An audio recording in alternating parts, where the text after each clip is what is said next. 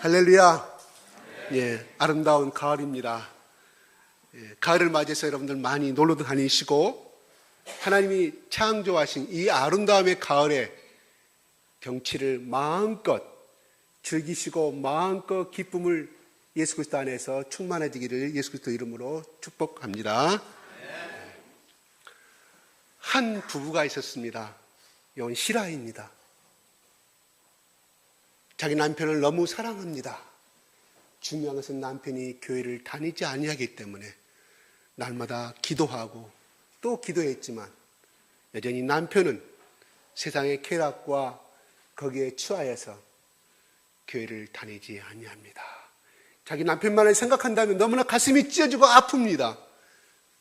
그래서 그 여자 집사님은 결단하였습니다. 하나님, 내가 창세기 오늘부터 창세기 1장 1절부터 요한계시록 마지막 절까지 한 절 한 절 내가 이 노트에 써 내려갈 테니 하나님, 내가 이 마지막에 이 창세기 마지막에 나오는 계시록의 마지막에 나오는 그 구절의 마지막 심편을 찍을 때까지 하나님 그 안에 나의 남편을 구원하여 주십시오라고 소원하고 그를 매일매일 써 내려가게 합니다.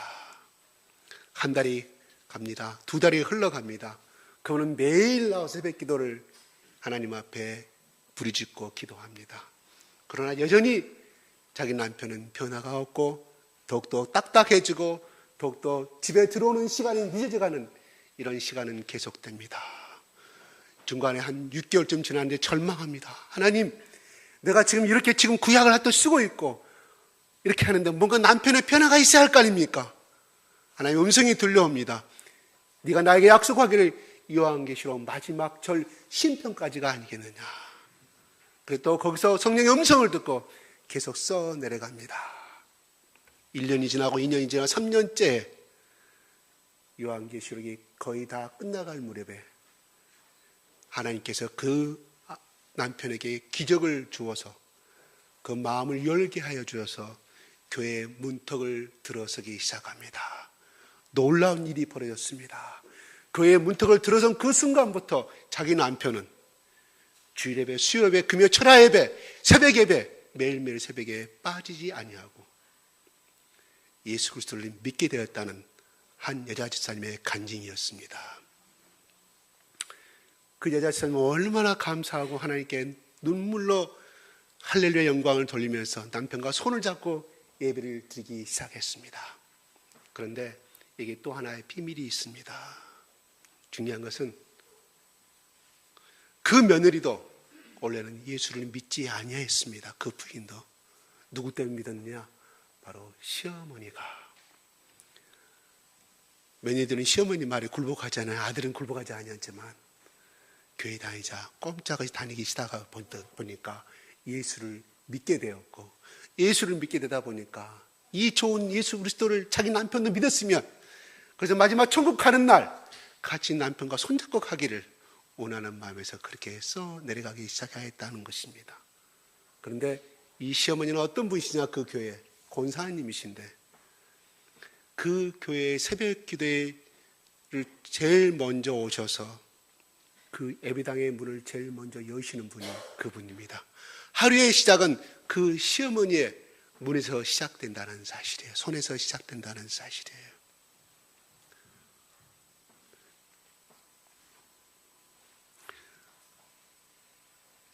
우리 세상에 특히 우리 한국의 부모는 자식을 위해서라고 하면 앞뒤 가리지 아니하고 헌신하는 것이 우리 한국의 부모님들의 공통적인 마음이요 희생인 줄로 압니다. 이 어머님의 간절한 눈물의 기도가 며느리 구원을 이루었고 바로 또 사랑하는 아들의 구원이 이루어졌다는 것입니다.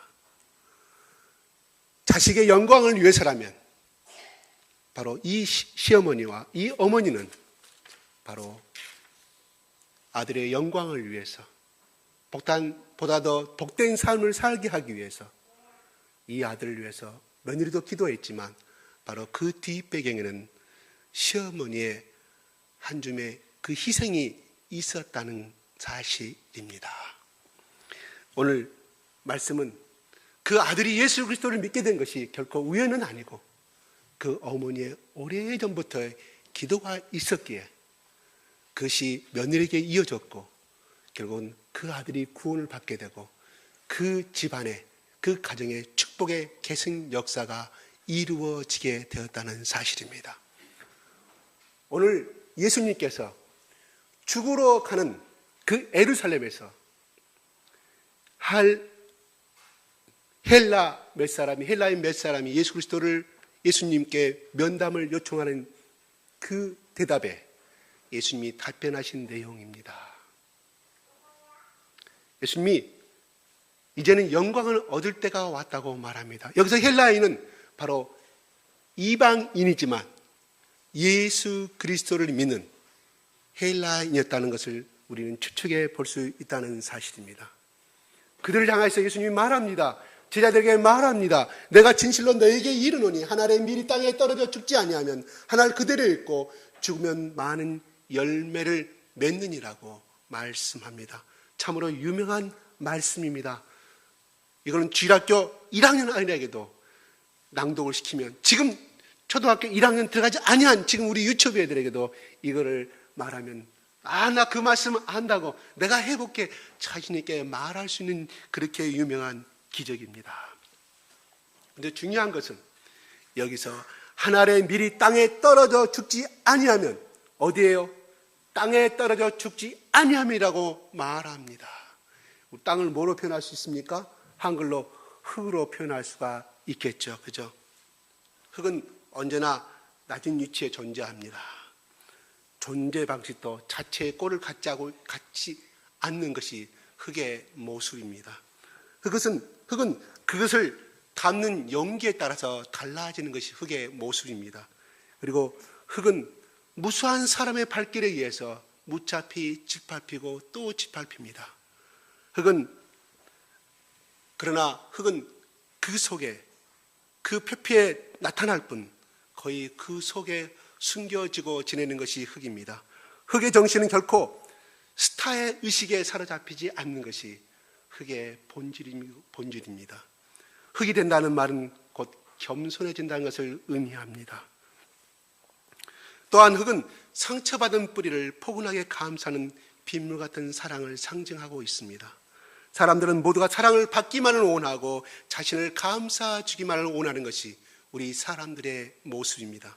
그러나 흙은 모든 미생물을 감싸주고 받아줍니다. 화분에서 죽어가는 나무라도 흙에 심어 놓으면 싱싱하게 자라는 것을 우리는 흔히 보게 됩니다. 우리는 자신이 알게 모르게 상처를 주고 상처를 받으면서 살아가고 있습니다. 지난 일주일 동안도 여러분 이런 경험을 많이 하셨을 거라고 생각이 들어갑니다. 나도 모르게 상처를 줄 수 있기에 다른 사람의 상처를 싸매주는 사랑과 포용성이 필요하다는 사실입니다. 사랑과 포용성은 곧 그 사람의 인간성을 가늠하는 척도가 되기도 합니다. 시들어가는 나무에 한 줌의 거름이 된다는 일은 곧 한 영혼의 희생과 구원을 위해서라면 기꺼이 썩어지는 미랄이 되겠다는 거룩한 희생을 상징하기도 합니다. 그러므로 어떤 사람이 말하기를 사랑은 그것이 자기 희생일 때 이외에는 사랑이란 이름에 적합하지 않다고 말합니다. 우리 구주 예수 그리스도께서 사람이 친구를 위하여 자기 목숨을 버리면 이에서 더 큰 사랑이 없느니라고 요한복음 15장 13절에 말하고 있습니다. 위대한 사랑은 곧 희생하는 것임을 예수님이 말씀하고 있다는 사실입니다. 이 세상에서 우리 예수님의 살아가는 관심은 오직 생명이었습니다. 우리가 열매를 맺기 위하여 근본이 살아있어야 합니다. 내 자신이 죽었는데 무슨 열매입니까? 씨라고 다 싹이 납니까? 생명 없는 씨앗은 아무리 뿌려도 싹이 나지 않습니다. 먼저 그 씨앗 속에 DNA, 하나님 주신 생명이 있어야만이 씨앗의 열매를 맺을 수가 있다는 사실입니다.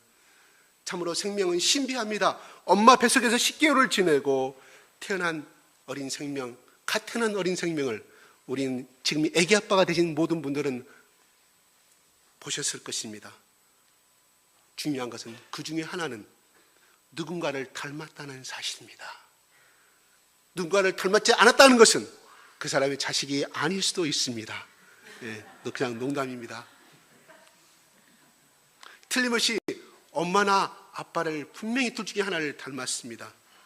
눈매며 코야 입술까지도 피부까지도 다 두 분 중에 한 사람을 닮았습니다. 아기를 보러 가신 분이 칭찬을 들으려면 그 엄마한테는 뭐라고 말해야겠습니까? 아이고, 이 아기의 예쁜 모습이 엄마를 꼭 닮았네요, 산모를 꼭 닮았나요, 이렇게 말씀해야 합니다. 그래야 엄마가 좋아합니다. 그리고 나중에 아빠가 나타나면 아니 어쩌면 아빠 복사판이라고 해야 칭찬을 받습니다. 그처럼 우리가 생명이 있는 사람이라면 누구를 닮아야 합니까? 예수를 닮은 데가 있어야 합니다. 자녀가 태어났는데 부모를 전혀 닮지 않았다고 하면 이건 참으로 문제가 있습니다. 나는 오늘날 예수님을 닮아가는 삶을 살고 있습니까? 생명은 힘이 있습니다. 솟아나는 잡초를 한번 바라보십시오. 그렇게 단단한 땅을 적은 씨앗의 생명으로 뚫고 나옵니다. 우리가 듣고 보는 바대로 적은 물고기가 살아있으면 바로 물길을 따라서 반대로 올라오는 것을 우리는 살펴볼 수가 있습니다. 그러나 생명을 잃은 물고기는 아무리 거대한 고래라고 할지라도 상어라고 할지라도 그 물길을 흘려가서 떠나져 가는 모습을 우리는 바라보게 됩니다. 이것이 생명의 힘입니다. 우리가 살아있는 그리스도인입니까? 심각한 질문입니다. 깊이 생각해 봅시다. 나는 살아있는 영적인 사람인가? 살아있다는 게 뭐냐고 물었더니 어떤 분이 말합니다. 아직 힘이 쓰고 있는 거라고 말합니다.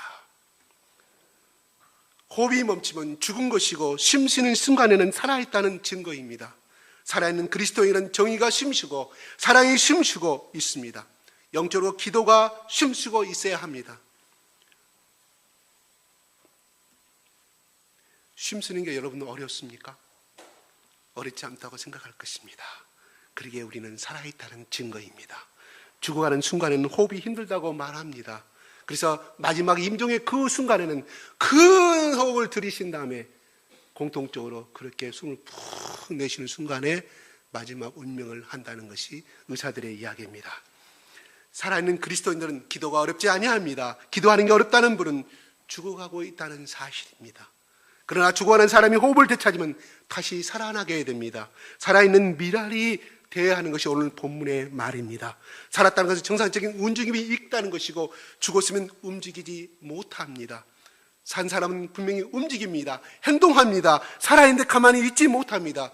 우리의 신앙도 그러하다는 것입니다.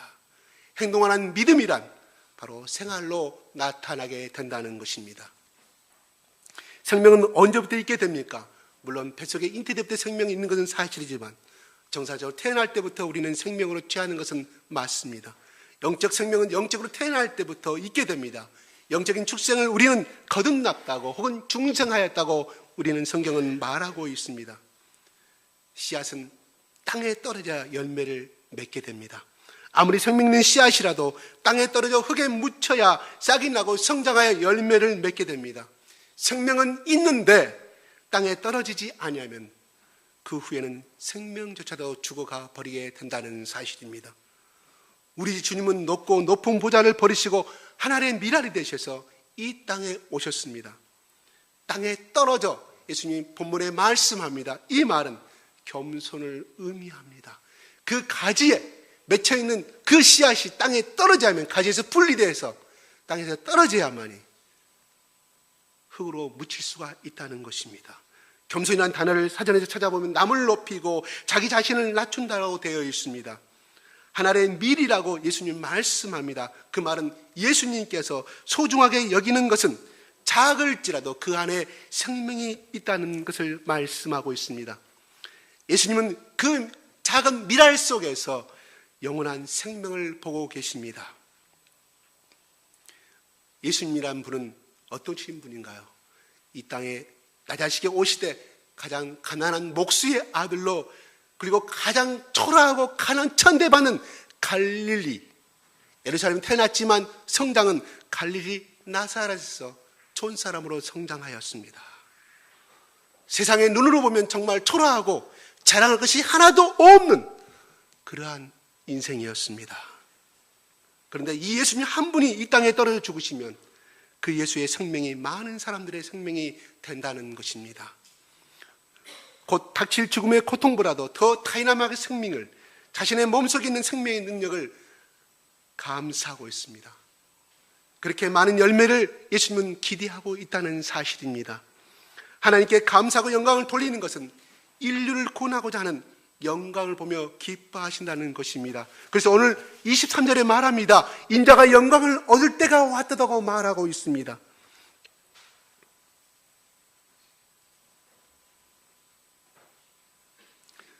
우리 같으면 나라는 한 사람은 얼마나 미약한가라고 절망할 것인데, 예수님은 당신 속에 있는 생명의 무한한 능력을 믿었습니다. 그리고 2000년이 지난 지금도 그 생명의 능력은 오늘 이 시간까지도 각자의 우리의 모든 모습들에게 나타나고 있고, 그 생명의 역사는 계속 계승되어져 가고 있고 발전되어 가고 있습니다.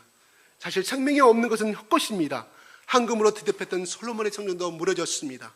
헤롯의 궁전도 오늘날 하나도 남지 아니하고 있습니다. 그러나 태초의 창세기 때부터 만들어진 작은 미랄의 그 씨앗 하나는 지금 전 세계에 우리 육신의 양식이 되고 있고, 우리는 그것을 먹고, 우리는 그것을 다시금 밀가루로 만들어서 빵을 만들어 먹고 있다는 사실입니다. 바로 그 작은 씨앗은 오늘날 우리 인류를 먹이는 생명의 능력이 되고 있습니다. 아무리 작은 것이라도 내 속에 생명이 있으면 바로 그것이 가장 큰 것이라는 사실입니다. 생명이 천하보다 귀한 이유가 여기에 있습니다. 한 마리 잃은 양을 구하고 기뻐하신 이유가 바로 여기에 있다는 사실입니다. 예수님의 이런 기쁨은 단순하고 본질적인 기쁨입니다. 우리는 살아있다는 것, 구원을 받았다는 것으로만 기뻐해야 한다는 것입니다. 그 능력을 행하는 것도 아무것도 아닙니다. 예수님의 제자들이 전도를 갔다가 귀신들이 떨어지고 예수님의 이름에 항복하는 것을 보고 예수님 앞에 기뻐 자랑하는 모습을 우리는 복음서를 통해서 잘 알고 있습니다. 그러나 그보다도 예수님은 그 능력보다는 땅에 떨어졌다는 것은 얼마나 중요한 것인가를 말씀하고 있습니다. 땅이 없으면 생명을 살리는 일이 절대 없다는 사실입니다. 거름더미가 생명을 살리는 어머니 같은 역할을 하는 것처럼 예수께서 하나님 미리 땅에 떨어져라고 말씀하고 있습니다. 낮아짐의 인생 곡선에 생명의 확장의 비밀이 들어있다는 사실입니다. 쭈빙길리라고 하면 스위스의 유명한 개혁신학자고 유명하신 존경받는 인물입니다. 그분이 스위스의 어느 자기 뒷산의 산을 산보하는 가운데 놀라운 광경을 바라보게 됩니다. 두 마리 염소가 아기를 내려오는데 한 마리 염소는 올라가고 한 마리 염소는 내려옵니다. 낭떠러지 길이었고 두 마리 서로 고집한다면 두 마리는 떨어져 버리고 마는 그러한 상황 가운데 쭈빙길리가 자세히 살펴보고 있습니다. 그런데 놀라운 사실은 올라가는 염소 한 마리가 그 낮게 엎드리자 내려오는 염소가 그 등을 받고 내려가더라는 것입니다. 내려간 다음에 엎드린 염소가 올라가더라는 사실을 발견하게 됩니다.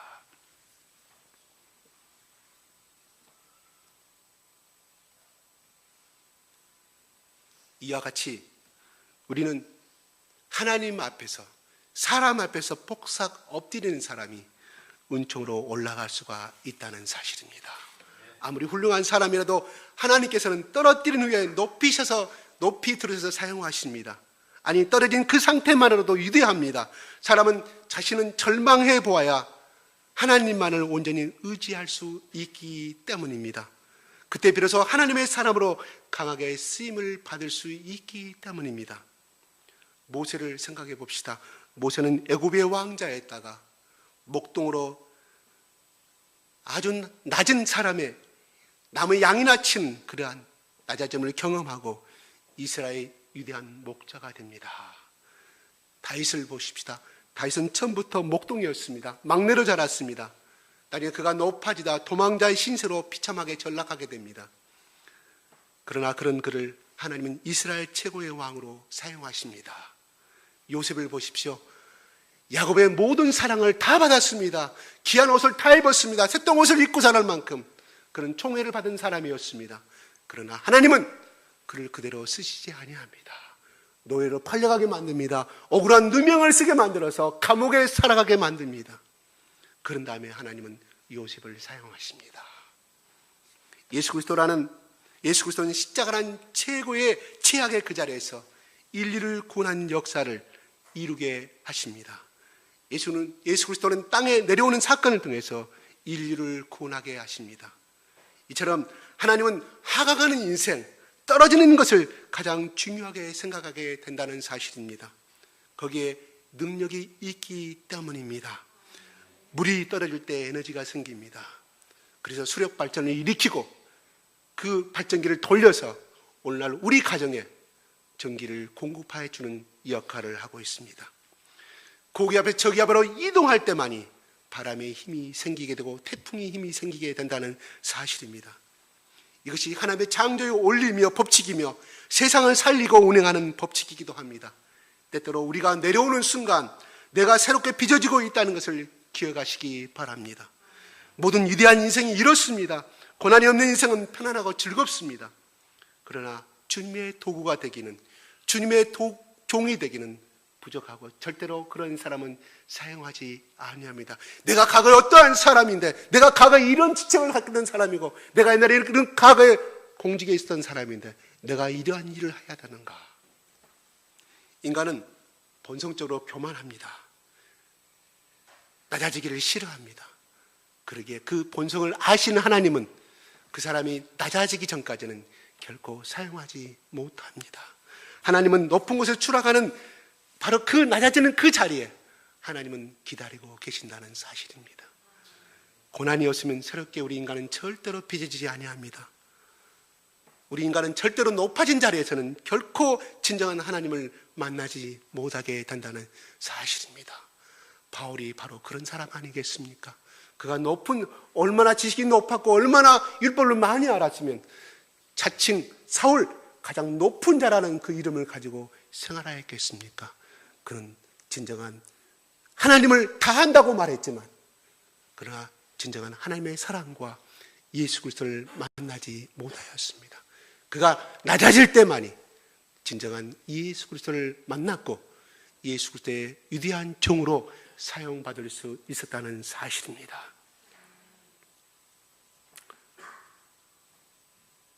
우리 인간은 죽을 자리에 가고 병이 들고 자식이 힘들어서 사업이 망해가야 하나님을 찾습니다. 암이 걸려서 죽을 병에 걸려야만이 절대자인 하나님을 찾게 됩니다. 살려고 발버둥 칩니다. 그러나 절박한 상황에서 내몰리는 것은 하나님을 찾게 되는, 바로 하나님을 만나게 되는 은혜의 자리인 줄로 압니다.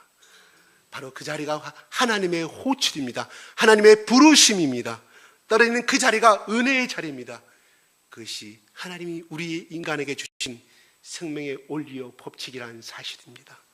겸손한 자만이, 자신의 한계를 인식한 자만이 하나님 앞에 쓰임받을 수가 있습니다. 하나님의 축복된 인생이 될 수가 있으며 그 가정은 축복된 가정으로 쓰임받을 수가 있다는 사실입니다. 하나님의 이 영적인 법칙을 예수님은 알고 계셨다는 사실입니다. 그 자리에서 하나님의 능력을 맛보십니다. 예수님은 하늘의 왕관 대신 십자가의 가시관을 쓰는 자리까지 떨어지셨습니다. 가난해지고 멸시받고 모욕당하고 침뱉음 당하고 창에 채찍당하고 채찍질 당하고 창에 찔림 당하는 그 가시관의 자리, 십자가의 자리에 있을 때만이 바로 예수님은 하나님의 사랑을 체험할 수가 있었다는 사실입니다. 온 세상을 창조하신 손이 십자가에 거친 대못이 박히는 자리까지 낮아지셨습니다. 우리는 이 자리에 가야만이 비로소 하나님과 예수님의 그 사랑을 만날 수가 있다는 사실입니다. 저 또한 아직도 이 사랑을 만나지 못했습니다. 우리 모두가 이 자리까지 가는 것, 그날까지 더 낮아지고 더 겸손해지고 더 섬기고 낮아지는 그 삶이 필요하다는 것입니다. 우리는 우리를 구원하신 예수 그리스도의 희생으로 말미암아 그 무엇과도 바꿀 수 없는 영혼의 선물을 받았습니다. 예수 그리스도는 자신을 희생하시면서까지 우리를 구원하시고 우리에게 아무것도 요구하지 않으셨습니다. 다만 서로 사랑하라고 말씀하였습니다. 다른 사람의 상처를 싸매주고 포용하라고 말씀하였습니다. 그런데 우리는 이 말씀을 잘 알지만 그러지 못할 때가 얼마나 많이 있습니까? 그렇지만 우리는 또다시 이 예수 사랑을 다시 만나고 나보다 못한 사람을 위해서 섬기고 또 포용해지며 예수님께서 우리에게 맡기신 사랑을 끊임없이 주어야 할 것입니다. 바로 그것이 한 줌의 흙이 되는 비결입니다. 우리는 썩어야 합니다. 우리가 썩지 않으면 내가 그대로 살아있고 그대로 살아있게 됩니다. 내가 죽어야 예수님이 사십니다. 내가 살아있으면 예수님도 죽게 됩니다. 그리고 더불어 나도 살게 된다는 사실입니다. 그렇게 우리는 한 줌의 흙이 되어 가는 영혼들에게 나를 받고 시들어가는 영혼들에게 나를 받고 올라가게 해야 하는 그 삶이 예수님이 오늘날 우리에게 주는 삶인 줄로 압니다. 한 가정이 올바로 서려면 남편이 죽어야 합니다. 그래야 아내가 삽니다. 한 가정이 올바로 서려고 하면 아내가 죽어야 합니다. 그래야 남편이 삽니다. 부모가 죽어야만이 자식들이 살아갑니다. 그러나 내가 잘났고 내가 누구 집 딸인데 과거에 너 같은 남편이 난 질 수 없다고 주장한다고 하면 그 가정은 어떻게 되겠습니까? 부부가 서로 죽어야만이 내가 삽니다. 내가 우리 아버지로부터, 내가 친정한 아버지로부터, 내가 친정한 어머니로부터 이런 삶을 살지 않았다고, 대접받지 않았다고 왜 당신에게 이런 대접을 받아야 하냐고. 나는 우리 아버지에게 나는 이런 대접을 받지 않았는데 내가 당신에게, 내 아내에게 이런 대접을 받아야 하냐고 주장한다고 하면 그 가정은 깨져버리고 맙니다. 살아도 한 집안에 살지만 두 가정이 살게 된다는 사실입니다. 예수님은 우리에게 사랑을 주시기 위해 자신을 죽이셨습니다. 그것은 위대한 희생이고 사랑입니다. 그 희생을 헛되지 않기 위해서는 내가 죽고 썩어진 한 줌의 흙이 되어야 한다는 사실입니다. 내가 가장 낮아지고 낮아질 때 겸손을 배울 수가 있고 그것을 보시는 주님께서는 나의 희생이 십자가의 죽음이 헛되지 않으셨다고 하늘에서 우리를 향하여 기뻐하실 거라는 사실입니다. 오늘 또 하늘의 밀알의 땅에 떨어져서 세상의 걸음이 되시기를 주님은 우리에게 원하신다는 사실입니다. 기도하겠습니다.